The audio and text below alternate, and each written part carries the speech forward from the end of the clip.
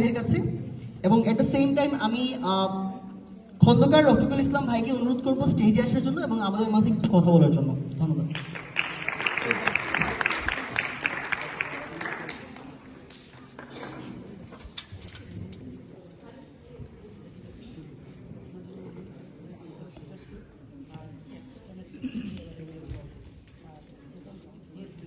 আসসালামু আলাইকুম, সবাই কেমন আছেন?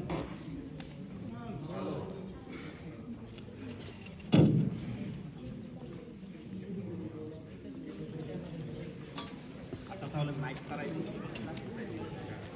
মাইকের সমস্যা।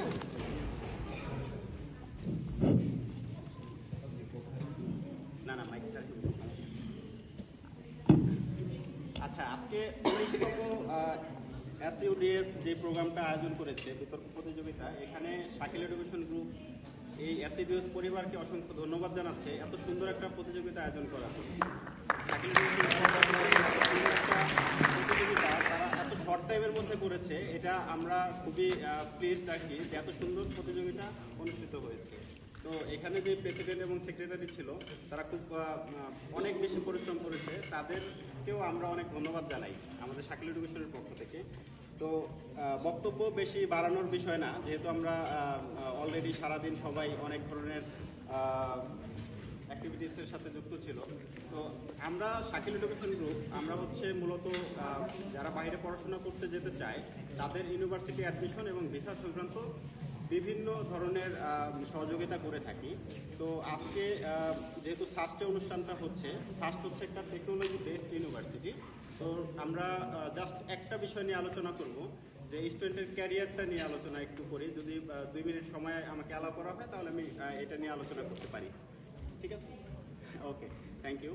তো সাস্ট যেহেতু আমি মেনশন করেছি টেকনোলজি বেসড ইউনিভার্সিটি, তো এখানে মূলত হচ্ছে ইঞ্জিনিয়ারিং টেকনোলজি, মাইনিং অথবা ইলেকট্রিক্যাল ইঞ্জিনিয়ারিং, কেমিক্যাল ইঞ্জিনিয়ারিং এই সাবজেক্টগুলো, এটা ছাড়াও আরও অনেক সাবজেক্টগুলো পড়ানো হচ্ছে। তো ওয়ার্ল্ডে যদি আমরা চিন্তা করি হায়ার এডুকেশনের ক্ষেত্রে মূলত ইউকে, কানাডা, অস্ট্রেলিয়া, অন্যান্য যে টপ ডেস্টিনেশনগুলো আছে এখানে পড়াশোনাটা টিউশন কস্ট অনেক বেশি। আমরা যদি টপ যে ইউনিভার্সিটিগুলো রয়েছে ওয়ার্ল্ডে তার মধ্যে 50-র মধ্যে ধরি, 50-র মধ্যে যদি আমরা ইউকের একটা ইউনিভার্সিটির কথা বলি, ইউনিভার্সিটি অফ ম্যানচেস্টার, অথবা যদি আমরা কানাডার ইউনিভার্সিটি বলি যে টরন্টো ইউনিভার্সিটি অথবা ক্যালগেরি ইউনিভার্সিটি অথবা ম্যাকগ্রিল ইউনিভার্সিটি, এগুলোতে টপ 50-র মধ্যে যদি আমরা ধরি টিউশন কস্টটা হচ্ছে মূলত $28,000 থেকে তার উপরে, ঠিক আছে?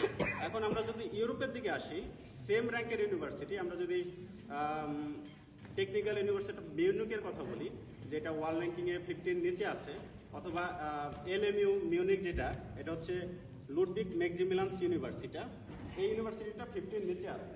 তো এই ইউনিভার্সিটিতে যদি আমরা টিউশন কস্টের কথা হিসাব করি তাহলে কিন্তু মূলত এখানে টিউশন কস্ট রিসেন্টলি ওরা ইন্ট্রোডিউস করেছে 3 থেকে 6,000 ইউরো।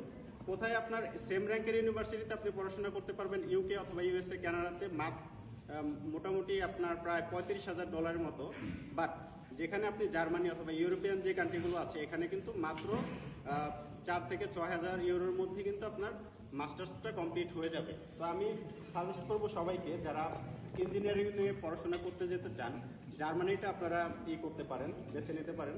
আর কেরিয়ারের দিক থেকে যদি চিন্তা করেন, ইঞ্জিনিয়ারিং জার্মানি বেস্ট, জার্মানি এবং জাপান এটা কিন্তু সবচেয়ে বেস্ট ওয়ার্ল্ডের মধ্যে। এবং বড় বড় যে অটোমোবাইল ইন্ডাস্ট্রিগুলো আছে, যেরকম BMW অথবা আমরা যদি এজি ধরি অথবা ডয়েশ ব্যাংক ধরি, ফাইন্যান্সিয়াল দিক থেকেও যদি চিন্তা করি জার্মানি কিন্তু বেস্ট। তো জার্মানির আরও যে বেনিফিটসগুলো আছে, ওদের 16টা স্টেট আছে, 16টা স্টেটের মধ্যে এখানে কিন্তু ওদের বছর হচ্ছে 2টা সেমিস্টার, 2টা সেমিস্টারের মধ্যে যদি স্টুডেন্ট অনলি 1 সেমিস্টারের টিউশন ফিস, যেটা সেমিস্টার টিকিট করতে হয়, সেটা যদি ধরেন যে আপনার মোটামুটি 300 থেকে 350 ইউরো পেমেন্ট করা যায়, তাহলে কিন্তু টোটাল যে স্টেটগুলো আছে সেখানে কিন্তু ট্রাভেল কস্ট ফ্রি এবং টিউশন কস্টও কিছু কিছু ইউনিভার্সিটিতে ফ্রি। তো আপনারা জার্মানির এই ফ্রি এডুকেশনটা নিতে পারেন। এইটা ছাড়াও জার্মানি কিন্তু স্কলারশিপ অপরচুনিটি, ওরা প্রচুর স্কলারশিপ আছে, ওদের ডাড স্কলারশিপ আছে, তারপরে হচ্ছে আপনার ইরাসমাস মুন্ডাস স্কলারশিপ আছে।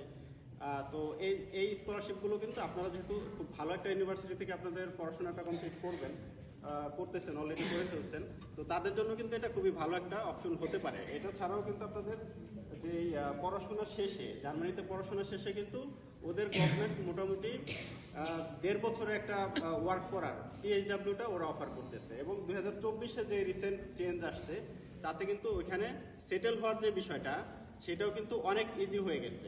তো জার্মানি হতে পারে আপনাদের জন্য নেক্সট খুবই ভালো। যারা বাইরে পড়াশোনার জন্য চিন্তা করছেন, যারা দেশে আছেন তারা তো আমাদের দেশের সম্পদ, যারা বাইরে যাবেন তারাও তো আমাদের এভিডেন্স পাঠাচ্ছেন। যাই হোক, তো আমার বক্তব্য আমি আর দীর্ঘায়িত করব না। তো SUDS পরিবারের জন্য সামনের বছরগুলোতে অনেক শুভকামনা থাকবে। শাকিল এডুকেশনের পক্ষে থেকে আমি আজকের মতো এখানেই বিদায় নিচ্ছি। আসসালামু আলাইকুম।